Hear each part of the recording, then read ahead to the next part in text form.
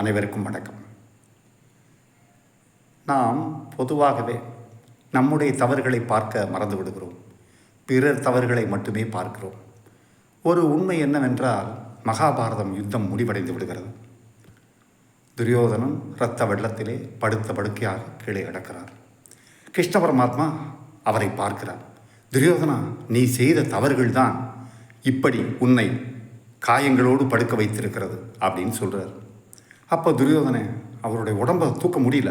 ஏன்னா பீமன் தொடைக்கு கீழே அடித்து நொறுக்கியிருக்கார் இல்லையா, அதனால் இடுப்பு கீழே அடித்து நொறுக்கியிருக்கார் இல்லையா, தொடையெல்லாம் நொறுங்கி அது முடியாமல் அப்படி உடம்பை தன்னுடைய 2 கையாலையும் பிடிச்சி தூக்கிட்டு அப்படி நிமிர்ந்து உட்கார முயற்சி பண்ணி அப்படி பேசுகிறார் துரியோதனன். கிருஷ்ணா, நீங்கள் சொல்கிறது எனக்கு ஒன்றுமே புரியலை. பீஷ்மர், அதாவது நம்முடைய தாத்தாவை, எங்களுடைய தாத்தாவை சிகண்டி என்கிற ஒரு அலியை முன்னாடி வச்சுக்கிட்டு அர்ஜுனன் அம்பை இது கொன்றார், கீழே சாய்க்கிறார்.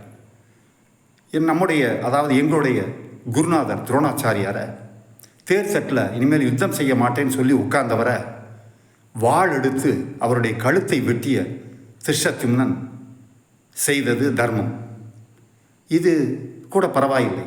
என்னுடைய நண்பன் கர்ணன் ஆயுதம் இல்லாமல் தேர் சக்கரத்தை மேலே தூக்கும் பொழுது அவரை அம்பு விட்டு கொள்றீங்க, அதாவது அர்ஜுனன் கொன்னார். இது எல்லாம் நியாயமா தர்மமா?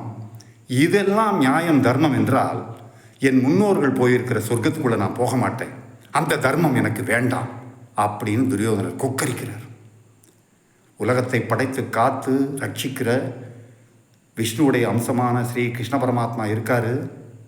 அவரை விட்டுட்டு துரியோதனன் மேலே தேவர்கள் பூமாறி பொழிகிறாங்க. இதிலிருந்து நாம் தெரிஞ்சுக்க வேண்டியது என்ன? தெய்வமே தவறு செய்தாலும் தவறுதான். மற்ற மதங்களில் இது கிடையாது. தெய்வம் தவறு செய்யாது அப்படின்லாம் பூசி முழுகுவாங்க.